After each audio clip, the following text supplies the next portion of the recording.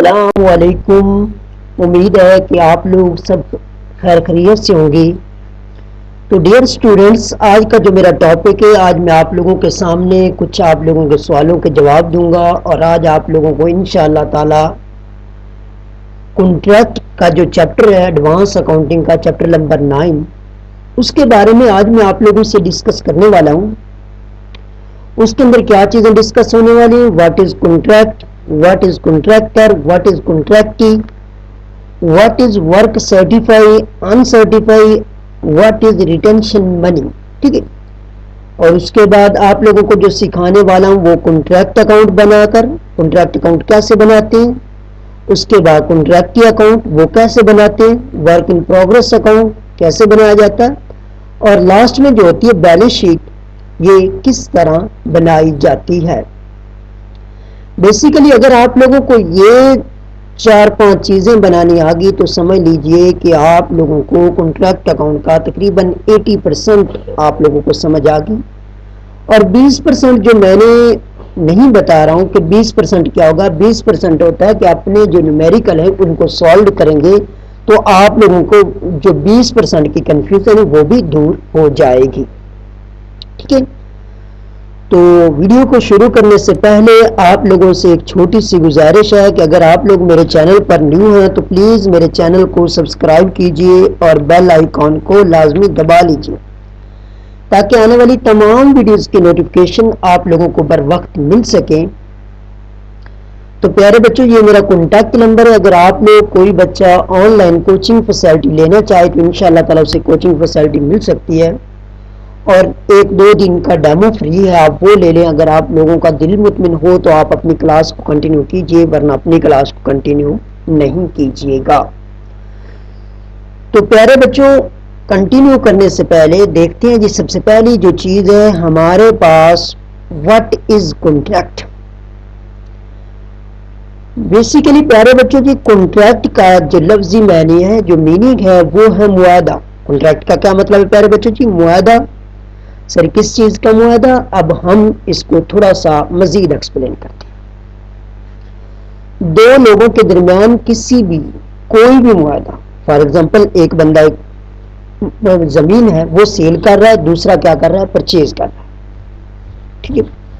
या कोई, आप लोगों को और एक मिसाल देता हूँ, एक शख्स है जिसने मकान बनवाना है और एक मिस्त्री इंजीनियर जो वो बना सकता है, उन दोनों के दरमियान जो मुआदा होगा उसको क्या बोलते हैं? कॉन्ट्रैक्ट।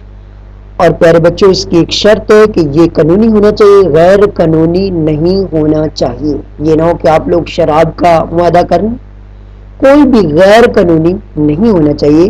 और एक और सादा लफ्जों में आपको कॉन्ट्रैक्ट को वजाहत करूं, कोई भी प्रॉमिस जो पूरा किया जाए किसके बदले में? कंसिडरेशन, मुआवजे के बदले में, उसे क्या कहते हैं? कॉन्ट्रैक्ट। मैंने क्या कहा प्यारे बच्चों जी? कोई भी प्रॉमिस, कोई भी वादा पूरा किया जाए किसके बदले में? सिर्फ किसके बदले में? कंसिडरेशन, मुआवजे के बदले में पूरा किया जाए, इसे बोलते हैं जी कॉन्ट्रैक्ट। अब प्यारे बच्चों जी, मैं आप लोगों को कॉन्ट्रैक्टर और कॉन्ट्रैक्टी के बारे में बात करूंगा। दोनों को वजाहत करते हैं प्यारे बच्चों जी। कॉन्ट्रैक्टर क्या होता है और कॉन्ट्रैक्टी क्या होती है? फॉर एग्जाम्पल प्यारे बच्चों जी, अहमद और एली, दो आदमी, अहमद और एली। अहमद इंजीनियर है, उसने घर बनाना है, और एली एक शख्स है जिसने घर बनवाना है। ठीक है। अहमद और एली। अहमद प्यारे बच्चों जी कौन है? एक इंजीनियर है जिसने घर बनाना है, और एली जिसने घर बनवाना है। जो प्यारे बच्चों किसी चीज को बनाने वाला, फॉर एग्जांपल किसी मकान को बनाने वाला है, ठीक है, या प्यारे बच्चों जी किसी सड़क को बनाने वाला, जो इंजीनियर होते हैं या जो मिस्त्री होते हैं उन्हें बोलते हैं कॉन्ट्रैक्टर। और जिसने काम करवाना, फॉर एग्जांपल मैंने घर बनवाना, या जैसे हुकूमत घर बनवा रही होती है, सड़कें बनवा रही होती, तो वो आप लोगों के लिए क्या होती है? कॉन्ट्रैक्टिंग। अब कॉन्ट्रैक्टर कौन है प्यारे बच्चों जी? किसी भी चीज को बनाने वाला इंजीनियर या मिस्त्री वगैरह, वो कौन है प्यारे बच्चों जी? कॉन्ट्रैक्टर। और कॉन्ट्रैक्टी कौन है प्यारे बच्चों? जिसने काम करवाना। अब दो चीजें मेन, उसके बाद प्यारे बच्चों जी वर्क सर्टिफाई और अनसर्टिफाई जो आपके हर सवाल के अंदर आने वाले हैं इनको समझ लीजिए। ये क्या होते हैं? वर्क सर्टिफाई प्यारे बच्चों क्या होता है और अनसर्टिफाई, फॉर एग्जांपल कॉन्ट्रैक्टी ने कहा कि मैंने आप लोगों का मकान कंप्लीट कर दिया, बनवा दिया। अब जो कॉन्ट्रैक्टी होता है वो ये बात तस्लीम नहीं कि ठीक है सर आपने बना दिया, लेकिन मैं चेक बैलेंस करूंगा कि किसी जगह आप लोगों ने कोई खामी तो नहीं छोड़ी। कॉन्ट्रैक्टर ने कहा कि मैंने कंप्लीट कर दिया, लेकिन कॉन्ट्रैक्टर कहता है मैं चेक करके आप लोगों को बिल अदा करूंगा। वो अपने इंजीनियर को भेजेगा कि जाएं बेटा आप जाकर चेक करें कि आप लोगों का मकान, मतलब इसने जो बनाया है, बिल्डिंग बनाई है, उसके अंदर कोई खामी तो नहीं। उसने चेक किया, उसने कहा सर थोड़ी सी खामी है। उसने मतलब 100% काम किया था कॉन्ट्रैक्टर ने, लेकिन जो कॉन्ट्रैक्टी का इंजीनियर था उसने कहा सर नहीं 100% नहीं, 80% काम कंप्लीट हुआ, क्योंकि ये जो 20% काम है ये नहीं कंप्लीट हुआ। ये उसने किया लेकिन ठीक नहीं किया गया, उसके अंदर खामियां हैं सर। तो जो इंजीनियर ने या कॉन्ट्रैक्टी ने प्यारे बच्चों जी पास कर दिया 100% में से, वो क्या बन गया आप लोगों के लिए? Work certify. और जो उसने रिजेक्ट कर दिया प्यारे बच्चों जी उसे बोलते हैं अनसर्टिफाई। फिर से रिपीट करता हूं प्यारे बच्चों जी, कॉन्ट्रैक्टर ने एक काम को 100% सर अंजाम दे दिया, लेकिन जब बिल लेने गया, पैसे लेने गया, तो कॉन्ट्रैक्टर ने कहा कि मैं चेक करूंगा किसी जगह कोई खामी तो नहीं। अगर उसके अंदर कोई खामियां हैं 10%, 20%, उसने जो रिजेक्ट किया वो आप लोगों के लिए क्या बन जाएगा? अनसर्टिफाई। What is retention money? प्यारे बच्चों जी ये मुआहदे के अंदर तय होता है कि जब तक काम कंप्लीट नहीं होता, जो कॉन्ट्रैक्टी होता है कुछ ना कुछ उसके बिल में से पैसे रख लेता है। फॉर एग्जांपल उसका बिल बनता है 1,50,000 का, वो कंप्लीट 1,50,000 नहीं दे देगा, उसमें से कुछ पैसे रख लेगा, 20,000, 30,000, जो पैसे रख लेता उसे कहते हैं रिटेंशन मनी। सर ये क्यों रखे जाते हैं? मे भी हो सकता है कि उस काम को छोड़कर किसी और काम की तरफ चला जाए, तो इस वजह से उसके जो पैसे रखे जाते हैं इस वजह से वो मजबूरन उस आदमी के पास आएगा। ठीक है जी। अब हम चलते हैं प्यारे बच्चों जी कॉन्ट्रैक्ट अकाउंट, जो हर हाल में प्यारे बच्चों जी क्या करना पड़ेगा? हर सवाल के अंदर हमें क्या करना पड़ेगा प्यारे बच्चों जी? हमें ये बनाना पड़ेगा। ठीक है जी। तो इसके 4 कॉलम होते हैं प्यारे बच्चों जी। सबसे पहले को कहते हैं पार्टिकुलर, अमाउंट, पार्टिकुलर और अमाउंट। और आपकी जो डेबिट साइड है प्यारे बच्चों जी उसके अंदर ये चीजें आ सकती हैं, material, wages, plant, business charges, मतलब कि तमाम जो आप लोगों के एक्सपेंसेस वो तमाम तर प्यारे बच्चों जी आपके किस साइड पर आ जाएंगे? डेबिट साइड पर। और उसके बाद प्यारे बच्चों जी आप लोगों के ओपनिंग एसेट्स भी आप लोगों के डेबिट साइड पर आ जाएंगे। अब चलते हैं प्यारे बच्चों जी अपनी क्रेडिट साइड को वजाहत करने की। क्या हम क्रेडिट साइड पर प्यारे बच्चों जी किस चीजों को हम मेंशन करेंगे जी? सबसे पहली जो चीज है प्यारे बच्चों जी वर्क इन प्रोग्रेस। क्या प्यारे बच्चों जी? वर्क इन प्रोग्रेस जो सबसे पहली चीज है वो आएगी। उसके अंदर प्यारे बच्चों जी 2 चीजें आ जाएंगी, वो कौन सी? वर्क सर्टिफाई और अनसर्टिफाई। ठीक है। वर्क सर्टिफाई और अनसर्टिफाई की प्यारे बच्चों जी पहले ही आप लोगों को वजाहत कर चुका हूं। और उसके बाद अगर आप लोगों के कोई एंडिंग एसेट्स हैं तो वो इस साइड पर आएंगे। उसके बाद प्यारे बच्चों जी आप लोग मजीद क्या करेंगे? उसके बाद प्यारे बच्चों जी आप अपनी क्रेडिट साइड को कैलकुलेट करेंगे। तो कोई भी आप लोगों की एक साइड आती है, फॉर एग्जांपल आप लोगों की 1,50,000 आती है। ठीक है। इसको 1,50,000 को आप उठाकर अपनी डेबिट साइड पर भी लेकर चले जाएंगे। उसके बाद प्यारे बच्चों जी आप लोगों ने इसमें से तमाम ओपनिंग एसेट्स और एक्सपेंसेस माइनस करने के बाद आप लोगों के पास जो जवाब आता है वो आ जाता है मे बी आप लोगों का जी 15,000। कितना आ जाता है जी? 15,000। उसे क्या कहते हैं? Profit CD, profit carry down. ठीक है जी। उसे क्या कहते हैं प्यारे बच्चों जी? प्रॉफिट सीडी, सीडी मतलब प्रॉफिट कैरी डाउन। इसी को आपने उठाकर अपनी क्रेडिट साइड पर लिख देना। तो इसे क्या कहेंगे प्यारे बच्चों जी? इसे कहेंगे प्यारे बच्चों जी प्रॉफिट बीडी, मतलब प्रॉफिट ब्रॉट फॉर डाउन। ठीक है। अब इसको 15,000 को प्यारे बच्चों जी आपने दो हिस्सों के अंदर क्या कर देना? डिवाइड कर देना। एक प्रॉफिट एंड लॉस और दूसरा क्या कर देना प्यारे बच्चों जी? Reserve for contingency. सर इसका फार्मूला क्या है जी? प्रॉफिट एंड लॉस अकाउंट निकालो। फॉर एग्जांपल आप लोगों के पास 15,000 ज़रब 2/3, उसके बाद रिटेंशन मनी देखी। फॉर एग्जांपल 20% तो बकाया कितना बचता है कि 80।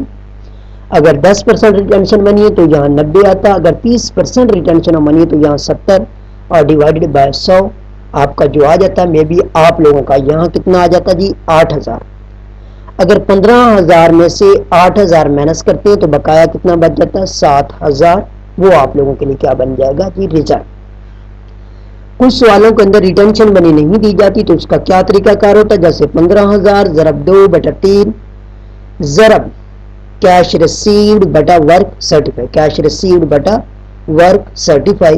तो फॉर एग्जांपल आप लोगों के पास फिर भी वही 8,000 ही आएगा और बाकी जो बचता है 15,000 में से 8,000 लेस करते हैं तो बकाया आप लोगों के पास 7,000 जो होगा वो आप लोगों के लिए रिजर्व फॉर कॉन्टीजेंसी आ जाता है।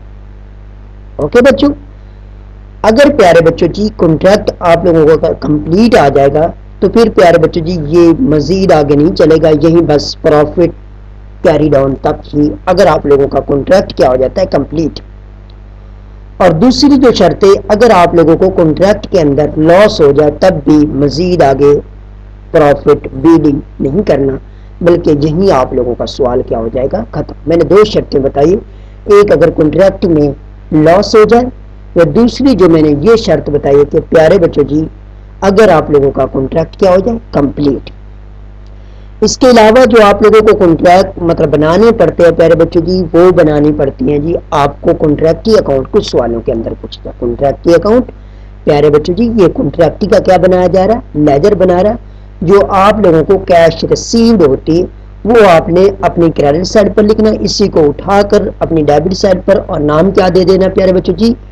नाम दे देना है बैलेंस कैरी डाउन का नाम दे देना। सर इसकी लॉजिक क्या है? जब भी आप कॉन्ट्रैक्टी से प्यारे बच्चों जी क्या करते हैं जी, आप उससे पैसे रिसीव करते हैं तो आप क्या एंट्री करते हैं जी? Cash account to contract account. क्योंकि आपके पास पैसा आ रहा है तो आप क्या एंट्री करते हैं? Cash account to contract account, cash account to contractee account. अब जब कॉन्ट्रैक्टी का लेजर बनाया जा रहा है तो आपको पता है जिसका लेजर बनाया जाता है उसको लेजर के अंदर मेंशन नहीं किया जाता। तो अब कॉन्ट्रैक्टी क्या है प्यारे बच्चों जी? क्रेडिट हो रहा है cash account to contractee account. अब प्यारे बच्चों जी कॉन्ट्रैक्टी क्रेडिट हो रहा है, लेकिन लॉजिक क्या है? किसकी वजह से हो रहा है? वो प्यारे बच्चों जी आपकी कैश की वजह से कॉन्ट्रैक्टी क्या हो रहा है? क्रेडिट। उसके बाद प्यारे बच्चों जी जो आप लोगों को बनाना पड़ेगा वर्क इन प्रोग्रेस अकाउंट। ठीक है, ये आप लोगों से पूछ सकते हैं प्यारे बच्चों जी, वर्क इन प्रोग्रेस अकाउंट। तो इसका जो प्यारे बच्चों जी आपने डेबिट साइड पर दो चीजें लिखनी है। कौन कौन सी प्यारे बच्चों जी? वर्क सर्टिफाई और अनसर्टिफाई। कुछ सवालों के अंदर अगर अनसर्टिफाई नहीं दिया गया तो कोई बात नहीं, अगर है तो दोनों को लिखें, एक है तो एक को लिखें। जैसे वर्क सर्टिफाई और अनसर्टिफाई। और अपनी क्रेडिट साइड पर जो लिखेंगे प्यारे बच्चों जी वो लिखेंगे जी रिजर्व। जैसे मैं आप लोगों को समझाने के लिए, वर्क सर्टिफाई 1,50,000, वर्क अनसर्टिफाई आप लोगों का 10,000, तो ये आप लोगों के पास आ जाएगा जी 1,60,000। अब जो आप लोगों के पास रिजर्व है वो 20,000 है। अब इस 1,60,000 को आपने क्रेडिट साइड पर भी लिखा, उसमें से 20,000 प्यारे बच्चों जी जैसे कि आप लोगों का जो रिजर्व है वो आप लेस करेंगे तो बकाया कितना बचता है? 1,40,000। तो ये आप लोगों के लिए क्या बन जाएगा जी? Balance carry down. उम्मीद है प्यारे बच्चों आप लोगों को वर्क इन प्रोग्रेस अकाउंट की भी समझ आ गई होगी। अब चलते हैं प्यारे बच्चों जी अपनी बैलेंस शीट की तरफ। तो बैलेंस शीट आप सबसे पहले बैलेंस शीट अगर नेम है तो आप उसका नेम मेंशन करें, उसके बाद बैलेंस शीट, उसके बाद प्यारे बच्चों जी डेट जैसे कि हैज ऑन 31 दिसंबर 2023। ठीक है, बैलेंस शीट और उसके बाद has on 31 December 2023। Liabilities amount, assets amount. एक सवाल खड़ा हो सकता है कि सर हम तो आई कम के अंदर, बी कम पार्ट फर्स्ट के अंदर पहले एसेट्स लिखते हैं फिर लायबिलिटीज लिखते हैं। तो प्यारे बच्चों जी, जब भी आप किसी बड़े इदारे का, फॉर एग्जांपल प्राइवेट कंपनी, ठीक है, किसी भी बड़ी कंपनी का दो जब किया जाता है उसके अंदर ये वाली तरतीब चलाई जाती है। जब प्यारे बच्चों जी सिंगल मतलब कोई भी वैध आदमी जो कंटिन्यू कर रहा हो या पार्टनरशिप की सूरत में आप की जो तरतीब होती है वो एसेट्स अमाउंट लायबिलिटीज और अमाउंट आती है। जब आप कंपनी मतलब कि प्राइवेट हो सकती है, ठीक है, या पब्लिक कंपनी की बात करेंगे तो तब इसको बोलते हैं फिक्स मार्जिनिंग। इस तरतीब से लेकर चलेंगे लायबिलिटीज अमाउंट एसेट्स और अमाउंट। आप प्यारे बच्चों जी लायबिलिटीज साइड पर आपकी कौन कौन सी चीजें आ सकती हैं? आपकी आउटस्टैंडिंग कोई भी चीज प्यारे बच्चों जी अगर आपकी आउटस्टैंडिंग, उसके बाद प्रॉफिट एंड लॉस अकाउंट जो आपने कहाँ निकाला था, कॉन्ट्रैक्ट अकाउंट के अंदर मालूम किया था, उसके बाद लॉस ऑन मटेरियल, ये चीजें प्यारे बच्चों जी आपकी लायबिलिटी साइड पर। उसके बाद प्यारे बच्चों जी आपकी बाकी जो चीजें हैं, अब एसेट साइड पर कौन कौन सी चीजें आएंगी जी? सबसे पहले प्यारे बच्चों जी वर्क इन प्रोग्रेस अकाउंट के अंदर दो चीजें ऐड करेंगे, वर्क सर्टिफाई और अनसर्टिफाई। इसमें से लेस क्या करेंगे? कैश रिसीव्ड और profit and loss. Profit and loss account नहीं बल्कि प्यारे बच्चों जी क्या करेंगे? इसमें से रिजर्व मैनेज करेंगे। क्या करेंगे प्यारे बच्चों जी? रिजर्व। इसमें से क्या करेंगे प्यारे बच्चों जी? रिजर्व मैनेज करेंगे। दो चीजें ऐड होगी, वर्क सर्टिफाई और अनसर्टिफाई, और उसमें से मैनेज क्या करेंगे? कैश रिसीव्ड और रिजर्व, और उसके किस यहाँ अमाउंट की कॉलम में। उसके बाद प्यारे बच्चों जी अगर कोई आपकी डेप्रिसिएशन या एंडिंग एसेट्स है वो भी आप एसेट साइड पर लिखेंगे। और एक चीज प्यारे बच्चों जी याद रखने वाली है, वो कौन सी प्यारे बच्चों जी? ये जो बैलेंस शीट है ये इक्वल नहीं आएगी, क्योंकि आई कम और बी कम में जब आप फाइनल अकाउंट करते हैं या बीबीए में करते हैं तब आप लोगों की बैलेंस शीट बराबर आती है, जबकि इसके अंदर प्यारे बच्चों जी बैलेंस शीट बराबर नहीं आएगी। तो आज प्यारे बच्चों जी हमने जो सीखा कॉन्ट्रैक्ट, कॉन्ट्रैक्ट की क्या होता है, कॉन्ट्रैक्टर कौन होता है, उसके बाद प्यारे बच्चों जी हमने कॉन्ट्रैक्ट अकाउंट बनाना सीखा, कॉन्ट्रैक्टी अकाउंट बनाना सीखा, वर्क इन प्रोग्रेस, और उसके बाद जो लास्ट स्टेप था वो बैलेंस शीट का था जो आज हमने सीखा। इंशाअल्लाह ताला एक नेक्स्ट वीडियो के साथ मुलाकात होगी। तब तक मुझे अपनी दुआओं में याद कीजिए और अपना और अपनी फैमिली का बहुत सा ख्याल कीजिए। ओके, अल्लाह हाफिज एंड टेक केयर।